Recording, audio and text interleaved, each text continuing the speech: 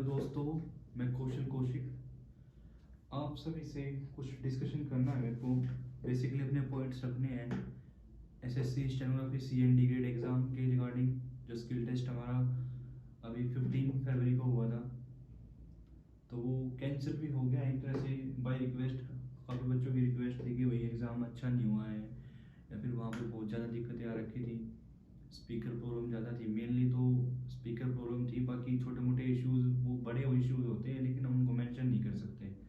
तो जो भी कुछ वहाँ अच्छा हुआ कि भाई तुम्हारा एग्ज़ाम रीशेड्यूल कर दिया जाएगा, अभी रिकंडक्ट होगा। तो उसके रिगार्डिंग न्यू स्टूडेंट्स लगा लो, या फिर जो ओल्ड स्टूडेंट्स हैं जिनकी एक्यूरेसी अच्छी भी है, स्पीड भी अच्छी है, और जो न्यू स्टूडेंट्स हैं जिन्होंने अभी भी स्टेनोग्राफी सीख ली है और उनकी स्पीड अच्छी नहीं है, तो उनको बहुत ज़्यादा दिक्कतें आ भी रही है और नहीं भी आ रही है। तो मैं बेसिकली आज ज़्यादा टाइम तो लूँगा नहीं तुम्हारा, लेकिन थोड़ा सा ये है कि आज उन बच्चों के लिए डिस्कशन करेंगे जैसे कि जिनकी स्पीड अच्छी है, एक्यूरेसी अच्छी है, तैयारी में थे एकदम से। और बेसिकली मेरा मानना ये है कि जो ये एग्ज़ाम कैंसिल हुआ है या फिर करवाया गया है कोशिश से, वो उन बच्चों को कुछ ज़्यादा दिक्कतें हो रही थी जो सी ग्रेड के लिए अपेयर हो रहे थे, ऐसे सिस्टम या फिर सी एंड डी ग्रेड। तो सी ग्रेड की जिनकी इच्छा ज़्यादा थी कि भाई हाँ उनके मार्क्स अच्छे आए थे, उनको ये था कि भाई हाँ आपकी बार बहुत अच्छा चांस मिला है सी ग्रेड में सिलेक्शन के लिए, ठीक है।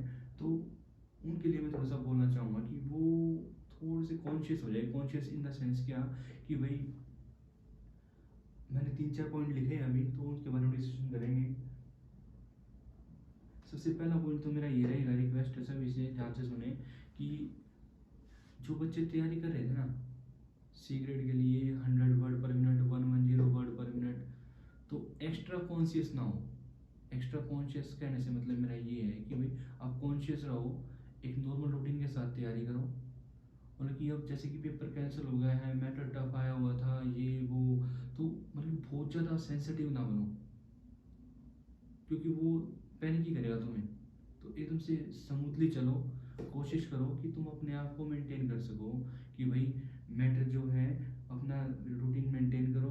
ज़्यादा टफ मैटर, ठीक है, अच्छी बात है, आप कोशिश करो, ठीक है, लेकिन ज़्यादा टफ मैटर सुन करके लिखने के बाद ना एकदम से एंशियस ना हो कि भाई यार ये तो लिखा नहीं जा रहा है, ये है वो है। ऐसा बिल्कुल नहीं होगा कि भाई आप कोई भी मैटर उठा लो आप लिख सकते हो। वो धीरे धीरे कमांड बनती है हमारी।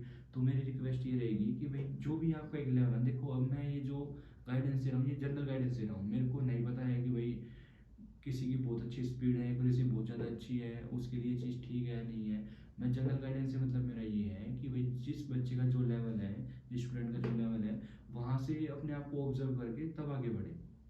तो सबसे पहला पॉइंट ध्यान से सुनो कि एक्स्ट्रा कॉन्शियस बिल्कुल नहीं होना है।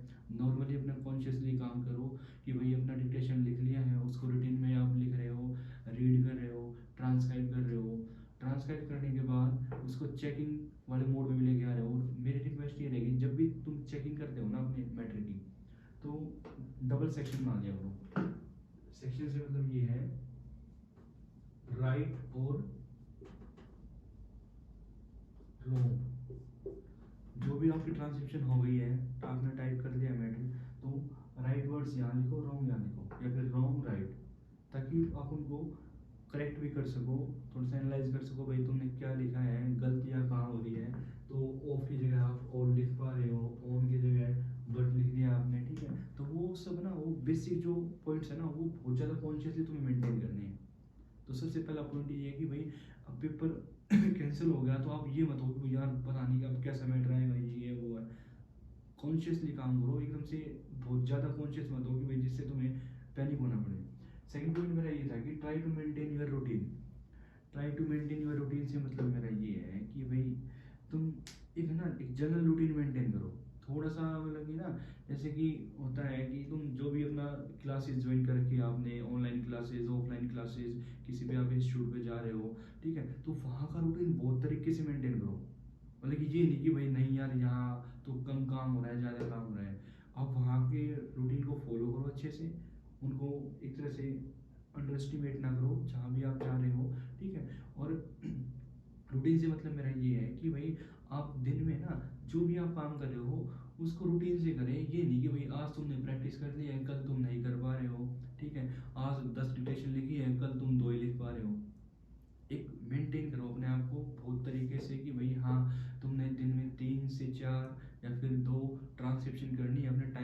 हिसाब से, अपने लेवल के हिसाब से, और ट्रांसक्राइब करने के बाद उसको एनालाइज करना है तरीके से। ठीक, एक तुम्हारा ना मतलब कि एक साफ सुथरा रूटीन होना चाहिए ताकि तुम्हारा विजन क्लियर हो। ये ना हो कि भाई तुम अभी बस लगे लगे पड़े हो पूरे तरीके से। वो मतलब कि ठीक है, अच्छी बात है, मेहनत ज़्यादा करो, लेकिन जब तक आपको ये आपके पास रिकॉर्ड नहीं होगा ना कि तुमने कल क्या किया था, परसों क्या किया था, ठीक है, मतलब ये सफाई वाला काम नहीं होगा, तब तक कोई फ़ायदा है नहीं इन द सेंस। तो कोशिश करो आप एक प्रॉपर रूटीन मेंटेन कर पाओ अपने आप को लेकर के। और जिसको लग रहा है कि हाँ भाई आपकी तैयारी अच्छी है, तो फॉलोइंग एग्जाम्स के लिए आप थोड़ा बहुत रिटर्न के लिए भी तैयारी करो बचे हुए टाइम में, ठीक है। और मतलब कि ना पैनिक होकर के काम बिल्कुल ना करो।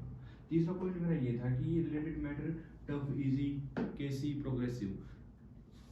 देखो अब ये बड़ा इशू है एकदम से कि भाई सी ग्रेड का एग्जाम है, बच्चे एंशियस बहुत ज़्यादा चिंतित है कि भाई हाँ पता नहीं कैसा मैटर आ जाएगा, प्रोग्रेसिव से आएगा, कैलाश चंद्र से आएगा, या फिर न्यूज़पेपर से आएगा, एडिटोरियल होगा, या फिर तुम्हारा कोई भी आर्टिकल आ जाएगा, या फिर प्रेजेंट स्पीच होगी, कुछ भी मैटर, ठीक है।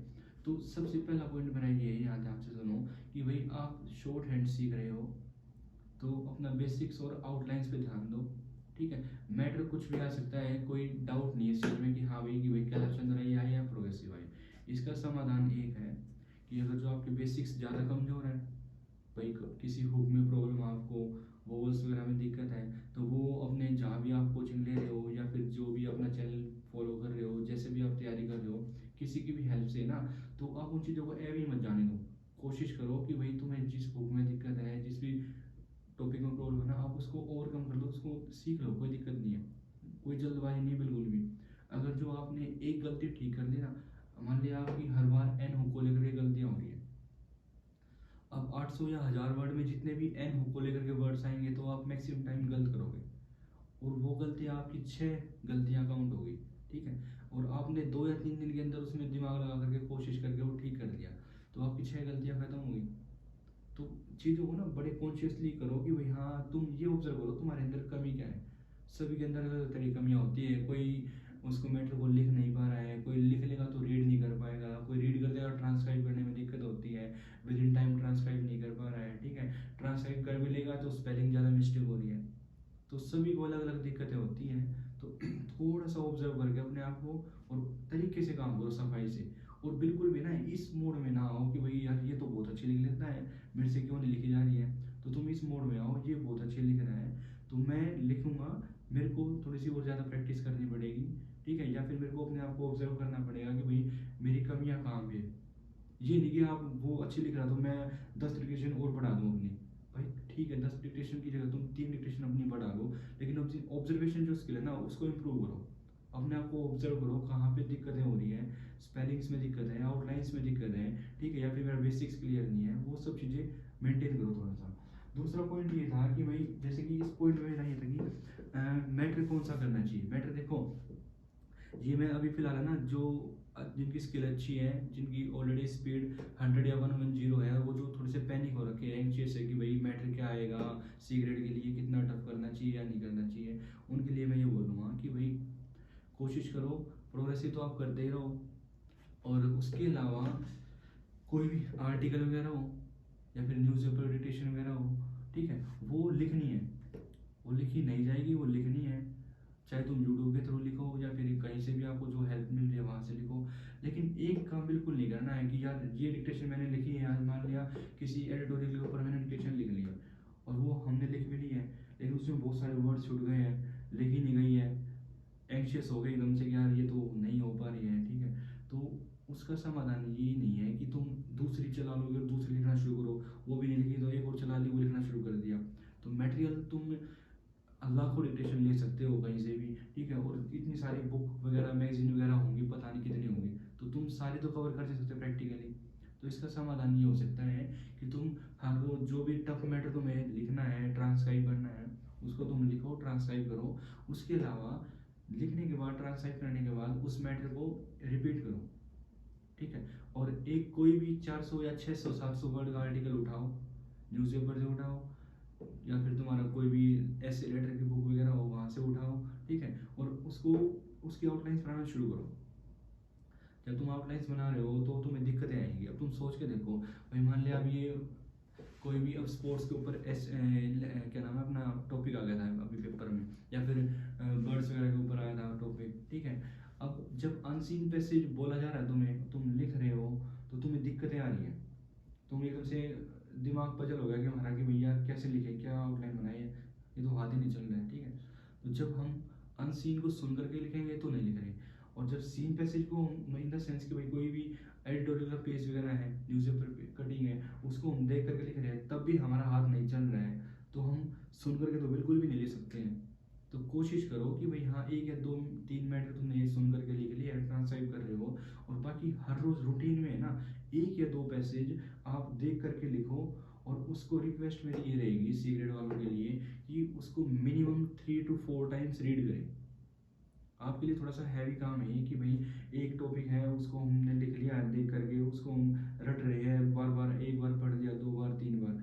तो रिक्वेस्ट ये है कि अगर जो आप ये एक्सपेरिमेंट 3 से 4 दिन करोगे ना, तो बहुत ज़्यादा हेल्प मिलेगी आपको कि जो भी आप पैसेज लिख रहे हो उसको कम से कम भी 3 to 4 टाइम्स उसको रिपीट करो, बार बार पढ़ो, उसको रीड करो। और चैलेंज ये एक्सेप्ट करो कि मैं एक पॉइंट बताता हूँ कि 4 मिनट के अंदर आपको 400 वर्ड रीड करने हैं। 4 मिनट के अंदर 400 वर्ड रीड करने हैं, ये शुरुआत करनी है आपको, ठीक है। और 8 मिनट के अंदर आपको 800 वर्ड रीड करने हैं, और ये जब तक आप करना है तब तक उसको मैटर को शॉर्ट हैंड में लिखे हुए मैटर को आप रीड करते रहो। जब आप ये रीडिंग की प्रैक्टिस करोगे ना, तो आपकी एक्यूरेसी इंप्रूव होगी, स्पीड भी इंक्रीज होगी ऑटोमेटिकली, और जो समझ है ना, यानी कि वर्ड्स को देख करके समझने की जो पावर है वो ऑटोमेटिकली इंक्रीज होती जाएगी, तुम्हें पता नहीं लगेगा बिल्कुल भी।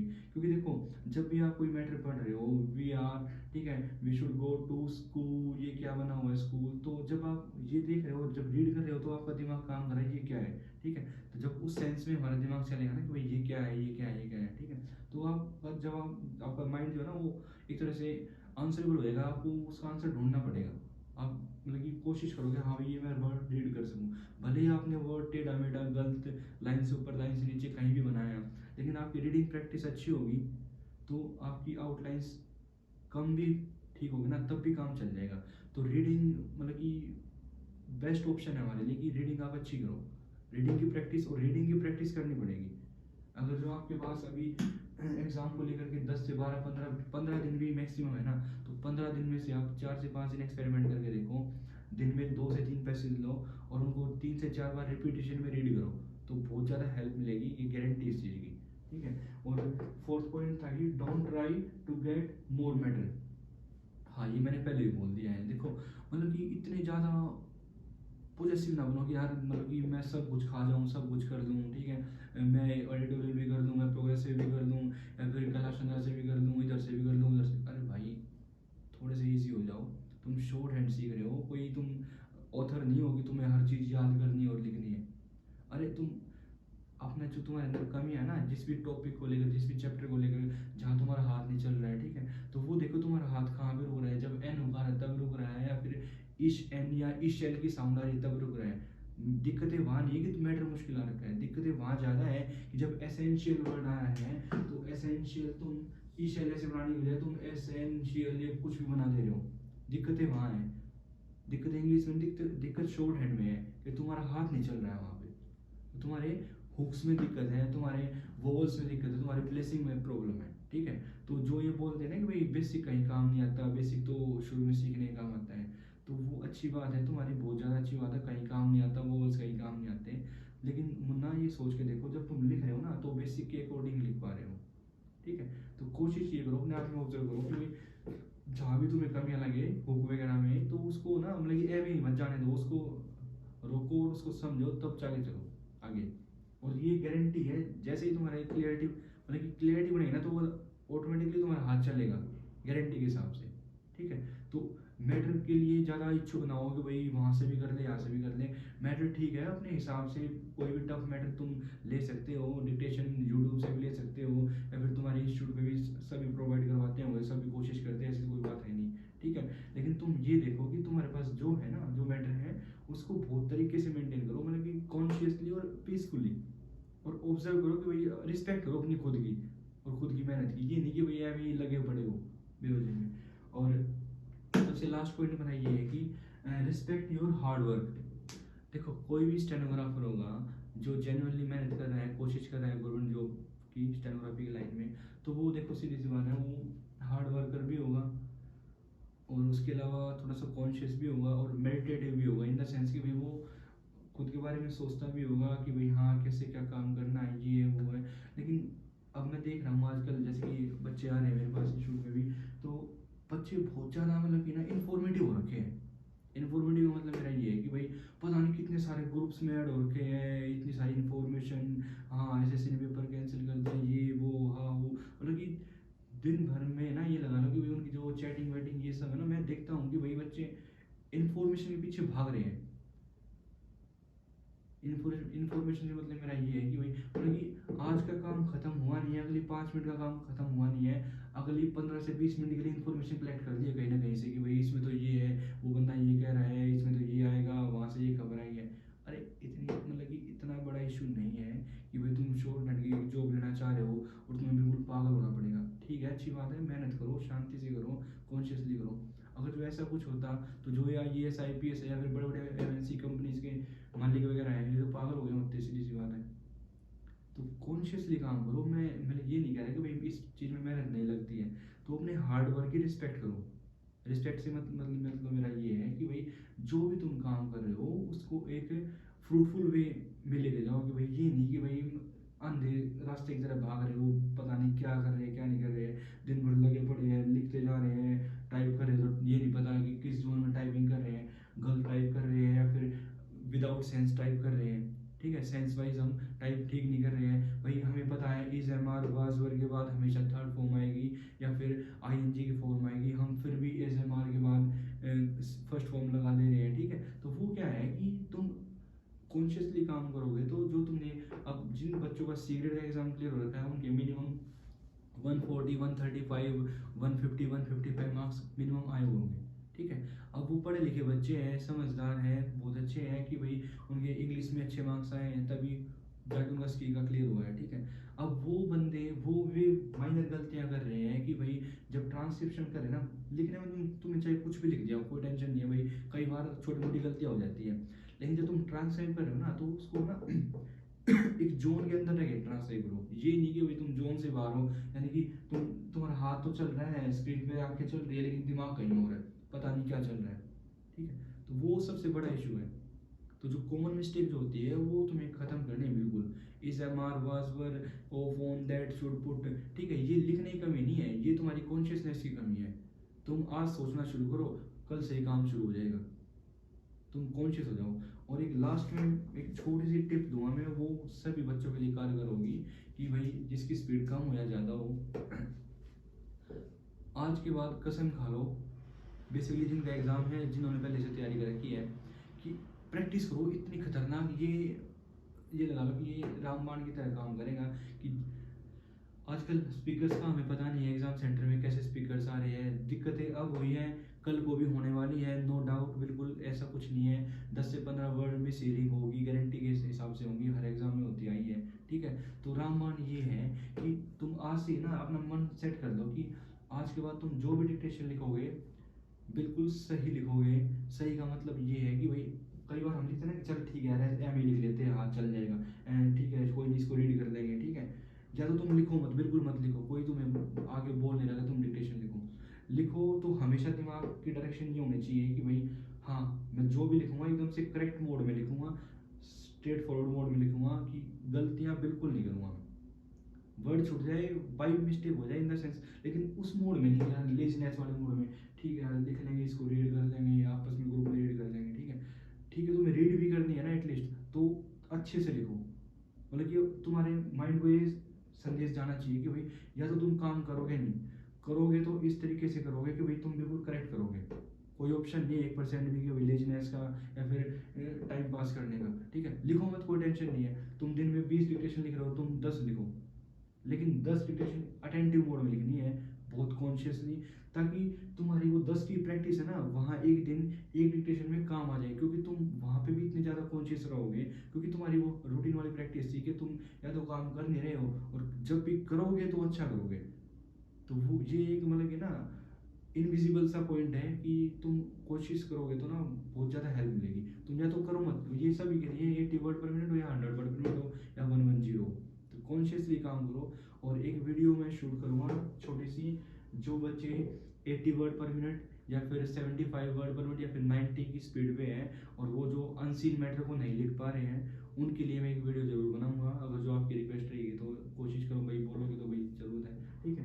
नहीं तो बाकी मेरा आज का छोटा सा पॉइंट था ये। कल या परसों में मैं आपको प्रैक्टिस के लिए बताऊंगा, ज़्यादा स्पीड के लिए भी, कम स्पीड के लिए भी, और उसके अलावा एक्यूरेसी के लिए भी, ठीक है। कई सारे बच्चे लिख लेते हैं लेकिन एक्यूरेसी अच्छी नहीं है, कई सारे बच्चों की स्पीड अच्छी नहीं बन पा रही है, ठीक है। तो एग्जाम के पॉइंट ऑफ व्यू से मैं बताऊंगा। बस आज मेरे को सिर्फ एक संदेश जो बेसिक देना था ना, ये देना था कि भाई अभी जो पेपर कैंसिल हो गया है ना, तो उसके लिए बहुत ज़्यादा सेंसिटिव ना बनो, कॉन्शियस हो जाओ थोड़े से कि भाई हाँ एग्ज़ाम है, उसी मोड में तैयारी करनी है, तरीके से काम करेंगे, ठीक है। बाकी आज के पॉइंट्स कम ही रहेंगे, मैं थोड़ा सा लेट हो रखा हूँ, ठीक है। तो कल डिस्कस करेंगे थोड़ा सा, और मैं बेसिकली उन बच्चों के लिए